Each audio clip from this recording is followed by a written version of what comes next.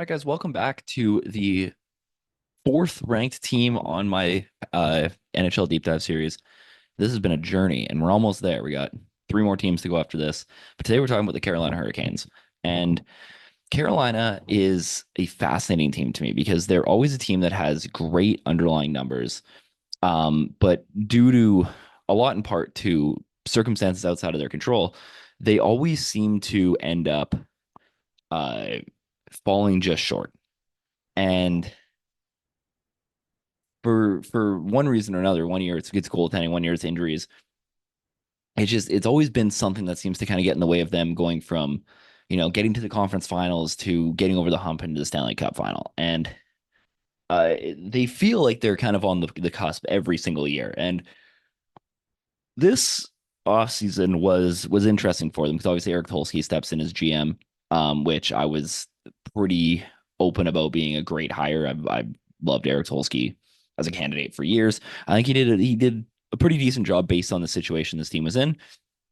And let's jump right into that with the offseason moves.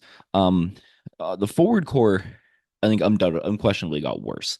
They bring in Eric Robertson. They bring in William Carrier, who I actually really like. They bring in Tyson Jost, who's been a okay like fringe NHL player. And Jack Roslovic, who we just talked, who was obviously on Columbus last year and then went to the Rangers. And he's a fine like middle six kind of guy. Probably somebody you'd rather have on your third line. He's kind of hit or miss depending on the day. They lose Jake Ensel, who obviously was just brought in at the deadline. They lose Teravainen, which is the biggest loss for this team, like on paper. Obviously Jake Ensel's a better player, but he wasn't there very long. Stefan Noesen and Evgeny Kuznetsov, who goes to the KHL, who actually kind of did okay in his time in Carolina. But overall, I mean, this offense is definitely downgraded from what they were last season. And the biggest hole for me is the loss of Teravainen, and it'll be interesting to see kind of how they fill that up when we get into the forward core. We can kind of discuss some of the options there, but that's definitely the biggest concern of the losses they had here because you look at everything else, and Roslovic should be better than Kuznetsov. Stefan Noesen could be replaced by William Carrier. Jost and Robinson add depth for them there. It's mainly the Teravainen loss that they need to be able to replace. And they're hoping they can do that internally. Defensively, I think they got slightly worse. It's basically Gosper and Walker for Shea and Pesci. Tony DeAngelo was fine, but he's kind of a sixth defenseman at this point anyway. Pesci is the best player of that group. Um, Sean Walker is just slightly worse than he is. And then Shea for Gosper is a slight downgrade there as well. So overall, I think they did the best they could based on the situation they were in. Obviously, there was a lot of trade rumors that they were a part of. There was a lot of moving parts this summer. Free agents they had to sign, RFAs they had to sign. So based on the situation they were in, I don't think they did a terrible job. But it was kind of a turbulent offseason for the Carolina Hurricanes. Jumping into this forward core, it's led by Sebastian Aho, who, again, very similar to the discussion that we had with Rupe Hintz, has really, really solid underlying numbers. I think Hintz actually a better center than Aho is. I think Aho is closer to an A minus level center than Hintz is, but he's still definitely one of the best centers in the league. He's somebody who doesn't get talked about in that conversation a lot. He's starting to get the points numbers to back that up as well, but it's mostly his underlying, especially his offensive numbers. His transition numbers are great. His play driving metrics are fantastic.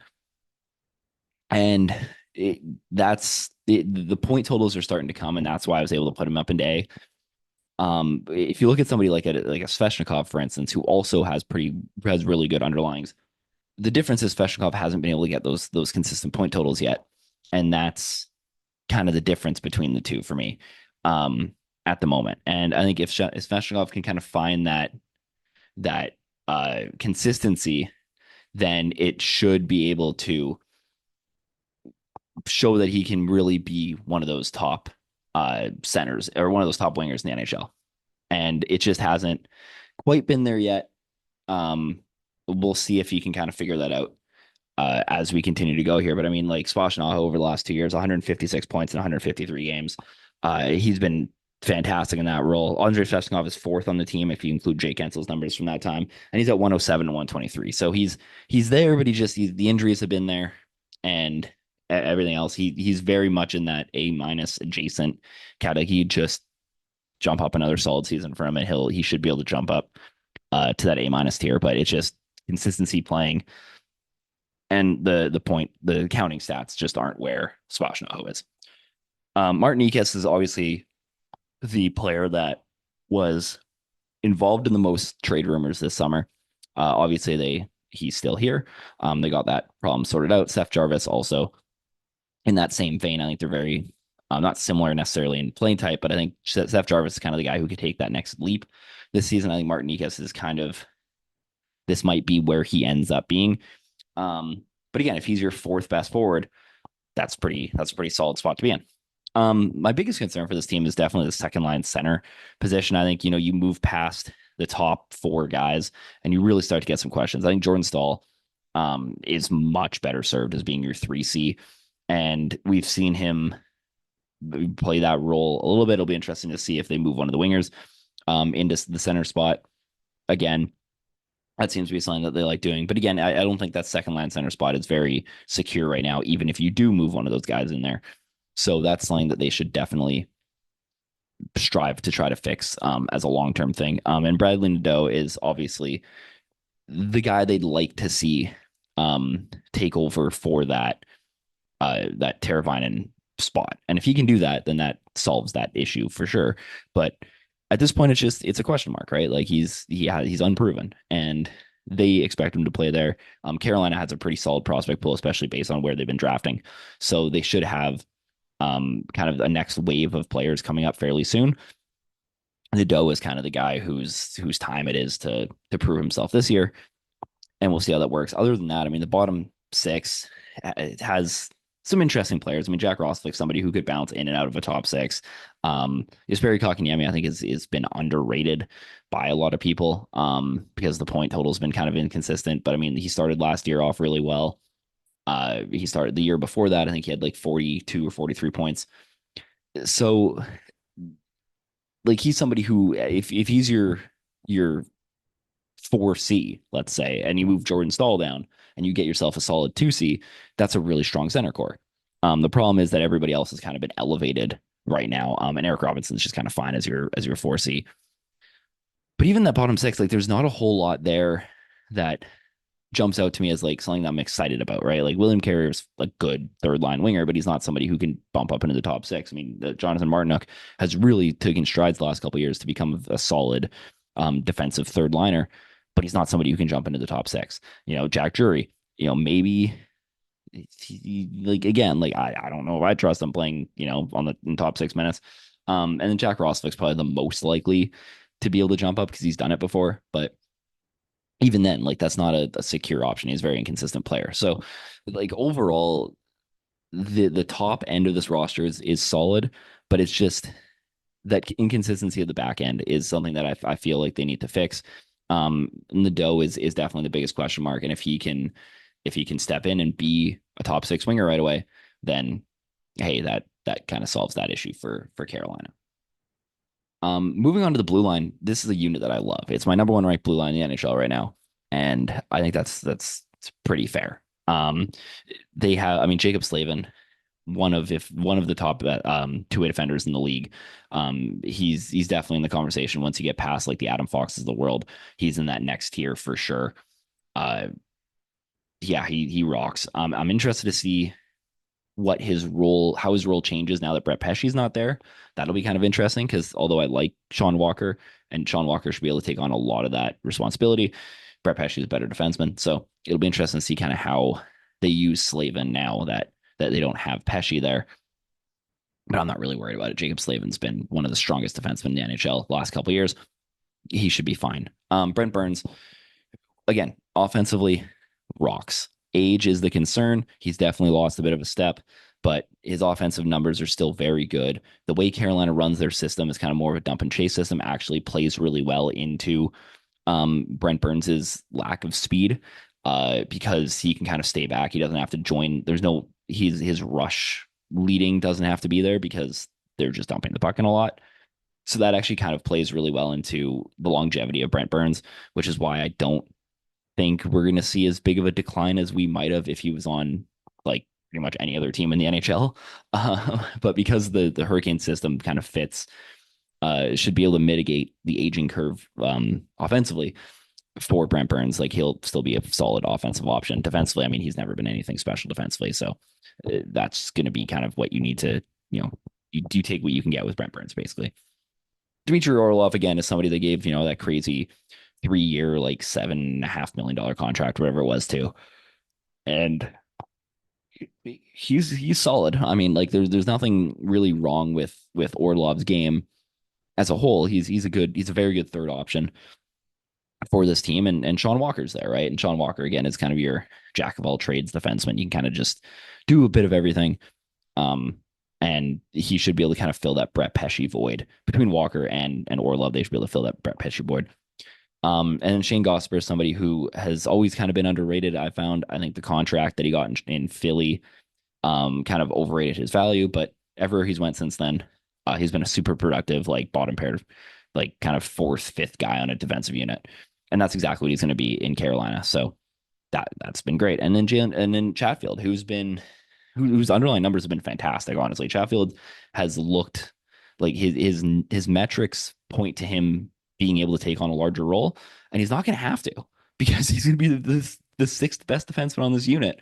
They can still keep sheltering him. He can keep putting up crazy underlying numbers against easy competition and look like a superstar out there.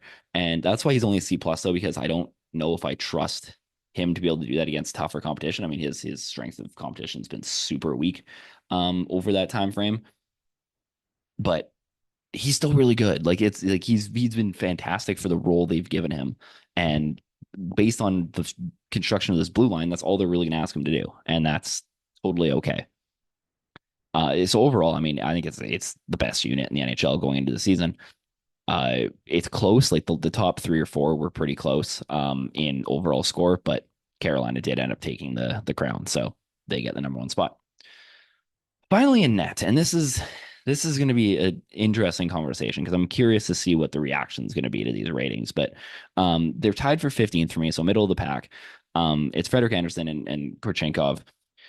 Listen, Frederik Andersen, when he's healthy, and that's the big question. But again, like I have to go into this assuming that everybody that is healthy currently is going to be healthy. So I can't project Frederik Andersen to play 20 games this year because it's just like that's unfair to Frederik Andersen.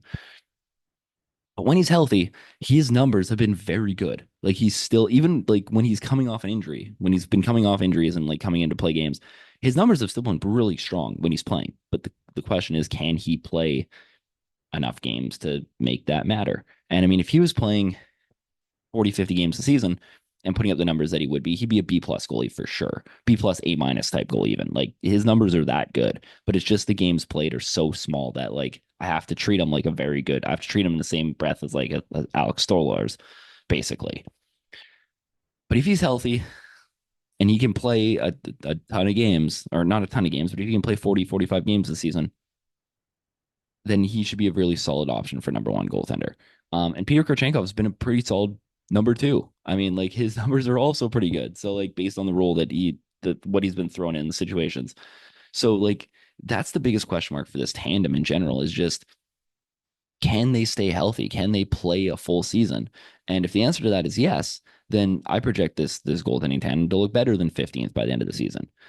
But if not, then Carolina's gonna have a big thing to fill. I mean, they signed Spencer Martin as well, but like that's not like a world beating goalie either. So it's like that's definitely the biggest concern for me in net is just the health of this unit. If they can stay healthy, then they'll be fine. If they can't, then you kind of have a problem. And for as good as the blue line is, the forward core, and as good as the forward core is defensively, I I, I don't know if they're going to be able to outscore the deficiencies in net if people aren't healthy. And I think this is a team, right? And the rankings you're looking at it and you're like, well, 23rd and 15th, that's not like, how is this the fourth best team in the league? Like, how does that math? Well, first of all, the defense is helping boost them up a ton. The coaching, that the multiplier of that for coaching is boosting them up a ton because I love Rob Brendamore.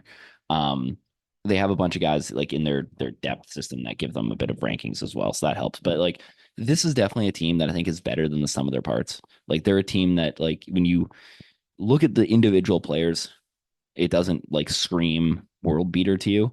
But when you look at how the team plays and the system that Rod Brind'Amour runs and the way that this team is constructed around that system, these players are like perfect for it. Like everybody on this team fits what the Hurricanes want to do extremely well.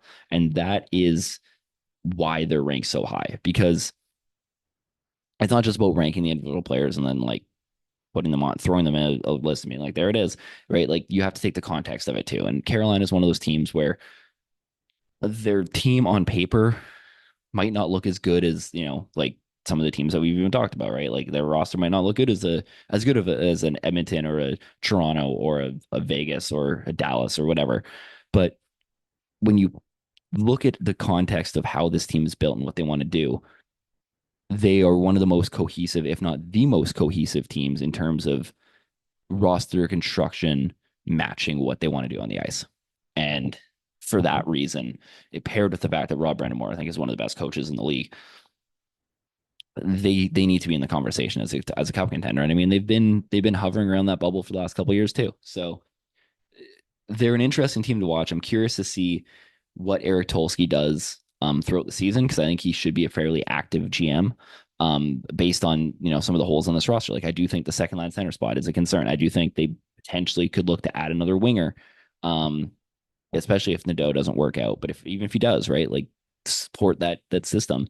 Defensively, they're fine, and they might be looking for a goaltender at some point. So I think there's still a lot of work to do on this roster. I don't think it's not nearly a perfect roster. I don't think any of these teams really are, which is kind of the interesting thing about this season.